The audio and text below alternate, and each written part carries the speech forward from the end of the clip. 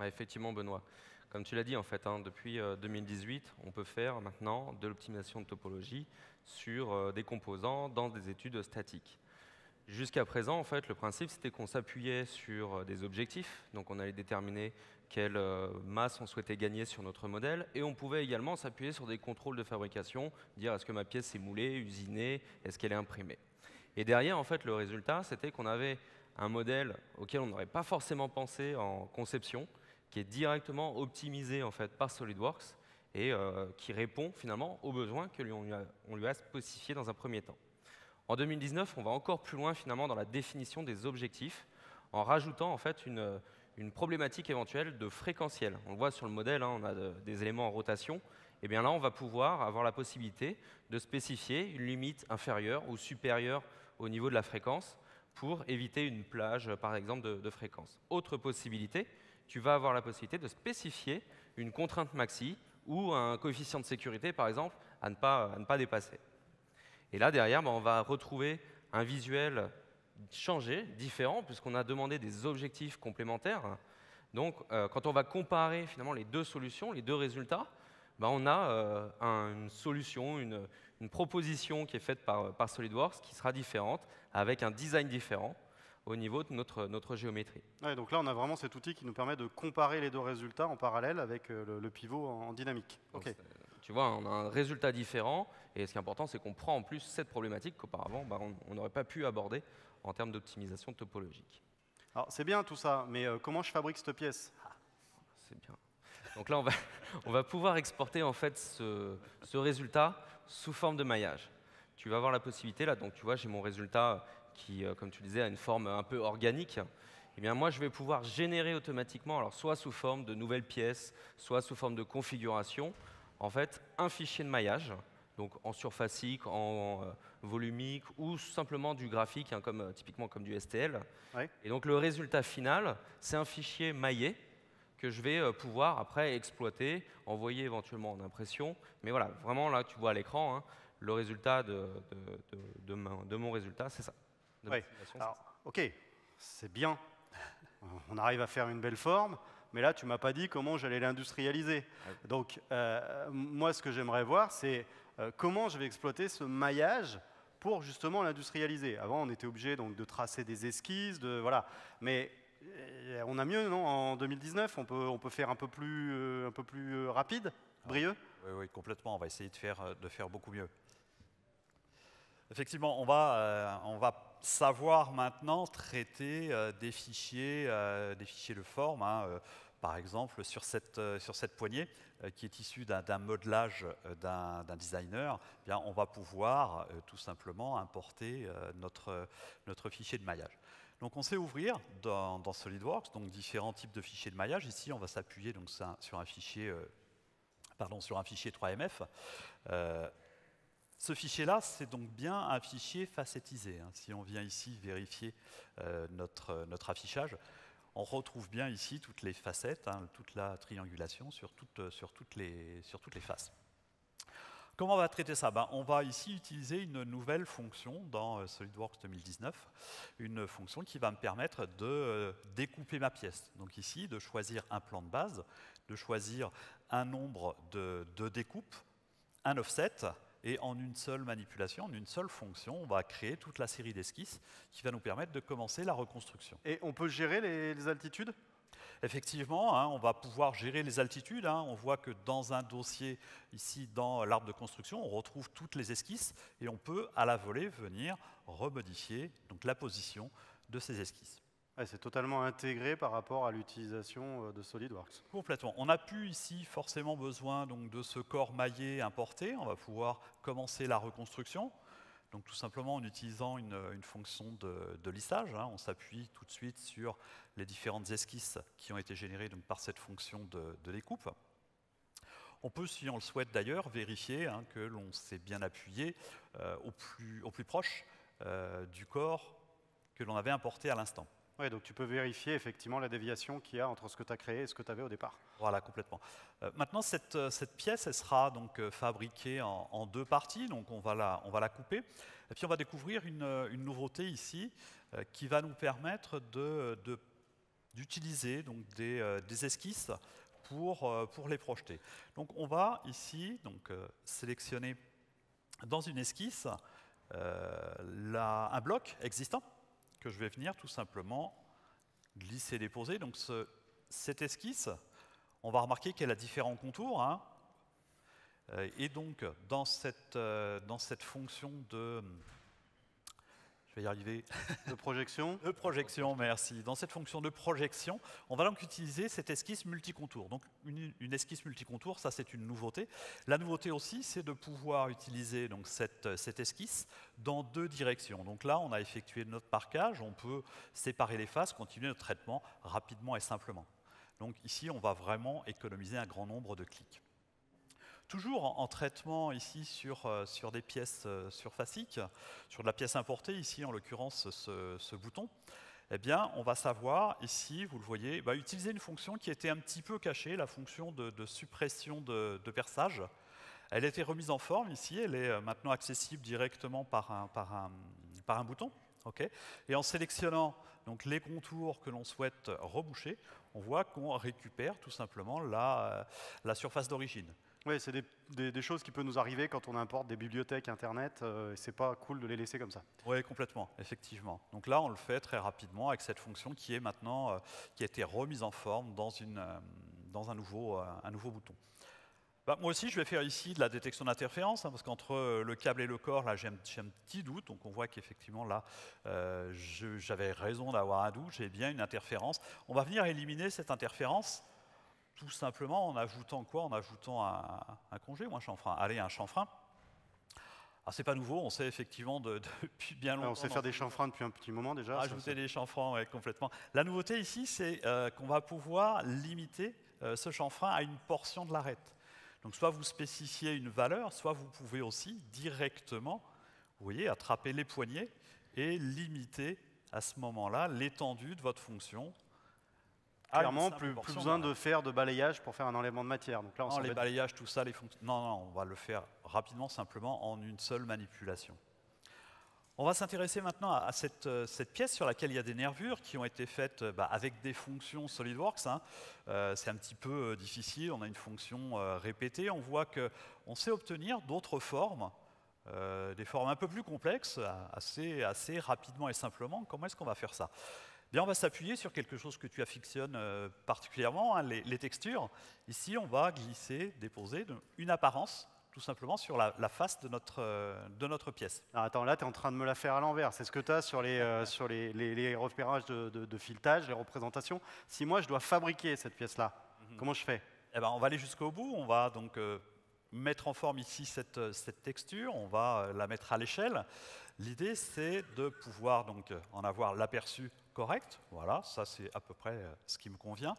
Et derrière, pour sculpter cette pièce, on va tout de suite utiliser à ce moment-là cette texture en texture 3D. Donc on sélectionne ici notre texture et en utilisant le contraste, donc le noir, le blanc, on va pouvoir spécifier ici une profondeur, une épaisseur. On va pouvoir spécifier aussi donc une précision et on voit qu'en 2 clics, on est venu tout simplement sculpter notre pièce. Là, rien à dire, c'est flagrant, là tu m'as bluffé sur cette fonction.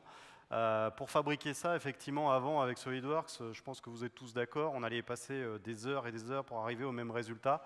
Et là, je trouve que c'est vraiment super puissant. Ah oui, là. Alors, c'est bien tout ça, mais si on veut la fabriquer maintenant, donc j'ai, avec mon petit passé un peu de concepteur, j'ai 2 options qui se présentent à moi. La première, c'est de me dire, je vais faire un moule d'injection plastique. Okay, le problème, c'est que le moule d'injection plastique, ça va me coûter cher, d'accord? Et puis, si je lance la fabrication d'outillage, je ne suis pas sûr forcément d'avoir le résultat. Si je veux un proto et que, par exemple, je veux m'orienter vers de la fabrication additive, comment je fais aujourd'hui, moi, en tant que concepteur, pour trouver dans mon périmètre géographique le plus proche possible, un fournisseur qui pourra me proposer des protos, Brieux? On en a parlé tout à l'heure dans l'introduction de la plénière, hein, dans la plénière qu'on a découvert ici à 9 h. On va à ce moment-là s'adresser à la marketplace de la 3D Experience. Effectivement, Olivier Le Tort en a parlé tout à l'heure en introduction. Ouais. Voilà, complètement. Donc je vais soumettre ici mon fichier au format natif, au format SolidWorks, donc à cette place ici, cette marketplace. Je vais venir m'identifier. Tu m'en veux Attends, pas, ouais, ça c'est mon login, non, ça. C'est ton login. Et tu prends ta carte bleue pour payer. Non, on va s'arranger tout à l'heure. tu me l'avais confié, il n'y a aucun problème. Et donc ici, on va sur la marketplace pouvoir choisir, donc on a ici un assistant papa, on va pouvoir choisir un procédé de fabrication. Donc ça, c'est important. Cette pièce-là, on va l'imprimer, hein, ça va être de la fabrication additive. On va aussi pouvoir donc sélectionner une précision, sélectionner, ça va de soi aussi, un matériau. Donc ça, c'est important. Hein. On a une grande bibliothèque, une grande variété de matériaux disponibles. Choisir la couleur, ça c'est important aussi. Hein. Si je veux qu'elle soit polie, par exemple, eh bien, on va sélectionner à ce moment-là une finition. Donc on voit que cette pièce-là, je souhaite l'avoir polie. Et puis ma pré-série, j'en veux 3. C'est vraiment un proto. Je vais être ambitieux, tu m'en veux pas, je vais ici demander donc, une réponse pour aujourd'hui, directement. Ouais, clairement, tu es ambitieux parce que je crois qu'ils sont sur le stand partenaire, là, ils ont pas mal de monde qui vient les voir, je pense pas que la machine aura le temps de tourner. Voilà, donc j'ai sélectionné ici un fournisseur au plus proche du Groupama Stadium.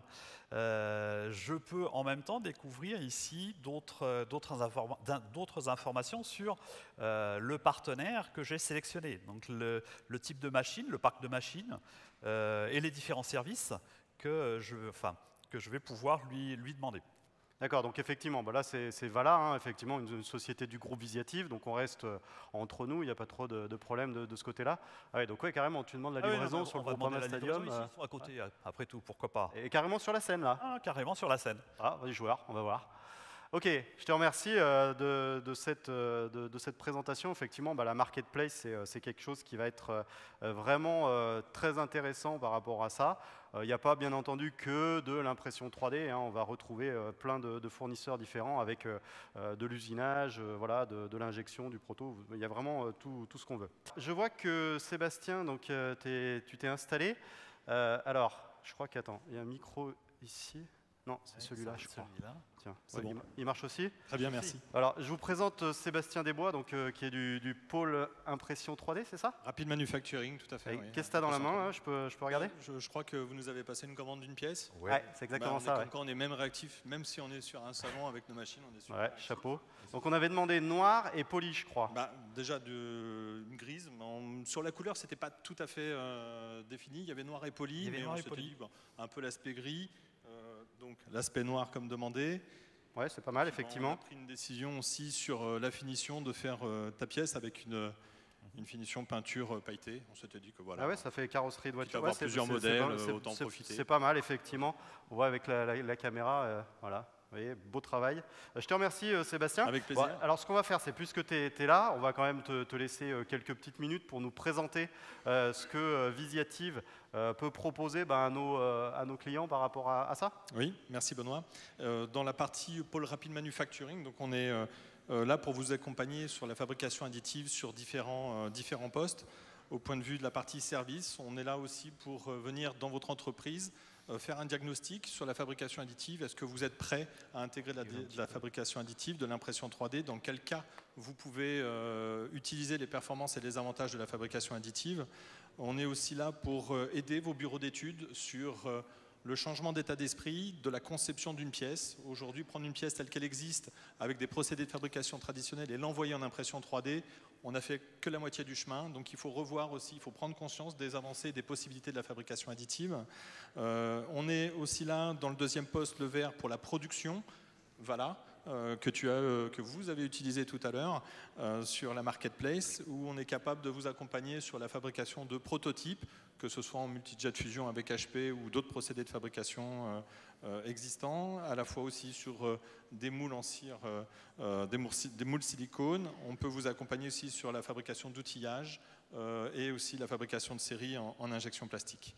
Enfin, le dernier pôle, la vente d'équipements. Aujourd'hui, nous sommes distributeurs des imprimantes 3D HP Multijet Fusion, qui est un nouveau procédé de fabrication additive qui vous permet de faire à la fois de la pièce unitaire et de la production, que ce soit en couleur monochrome ou couleur, pardon.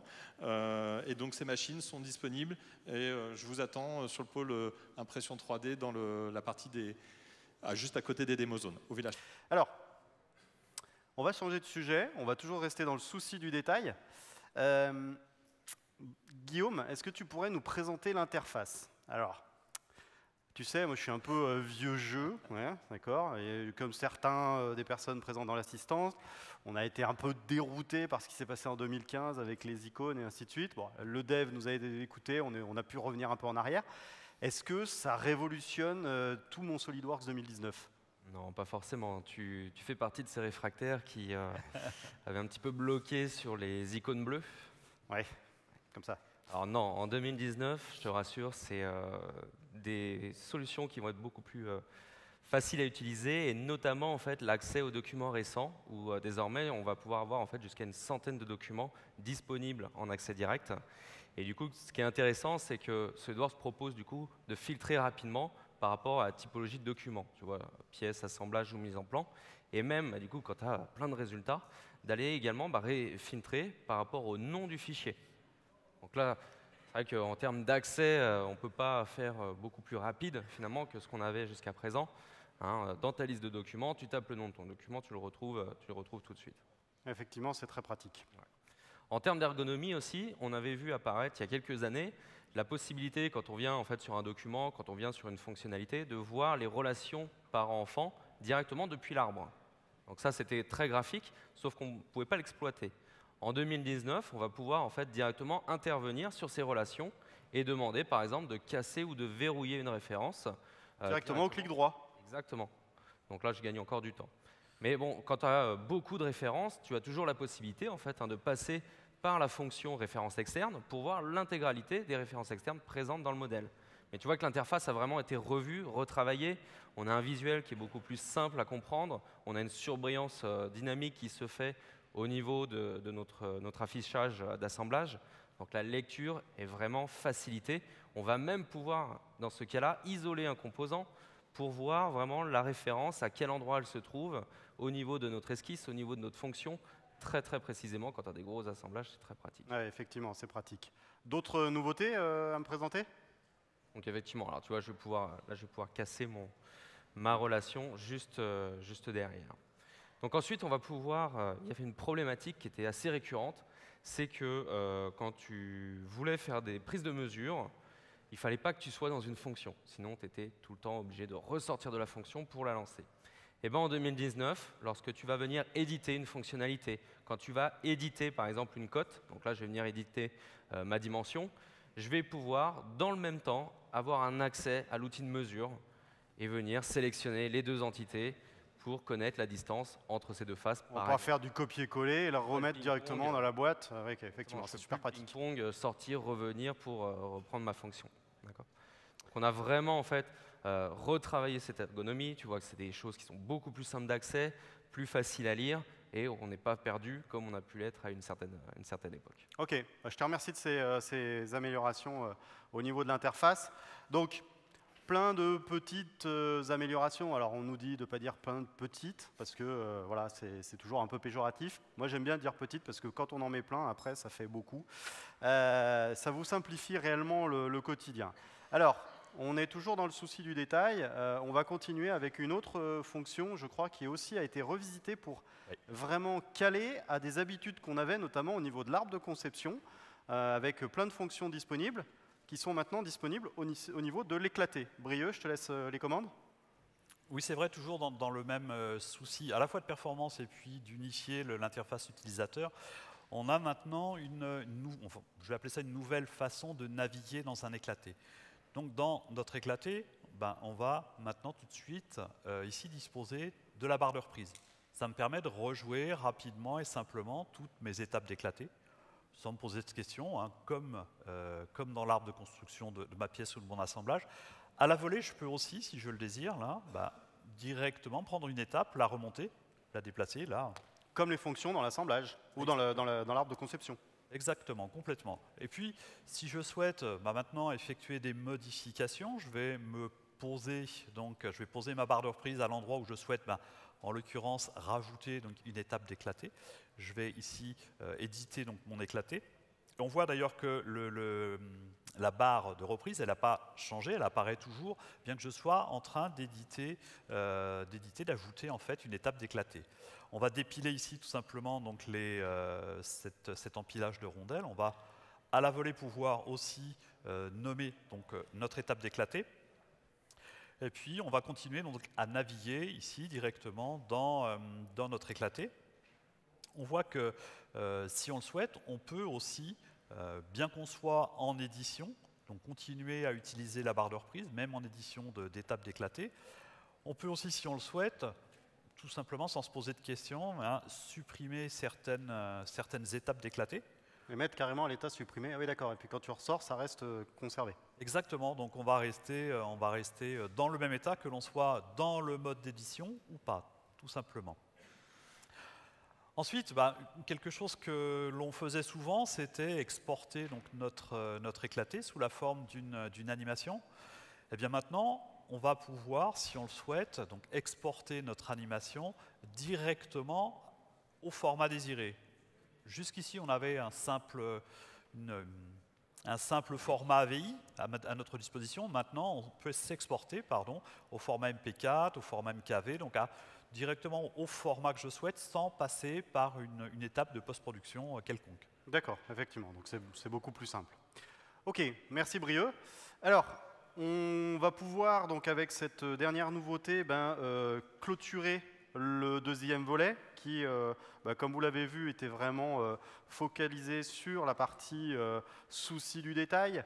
Moi, je retiendrai quelques fonctions intéressantes avec Guillaume, le système de structure. Moi, je trouve cette nouvelle approche de conception vraiment très intéressante.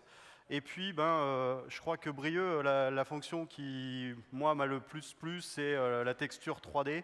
Avec ce moltage que tu nous as fait, là, c'était vraiment impressionnant. Et là, on voit vraiment le travail qui a été fait par les équipes du développement sur l'amélioration de ces différentes solutions.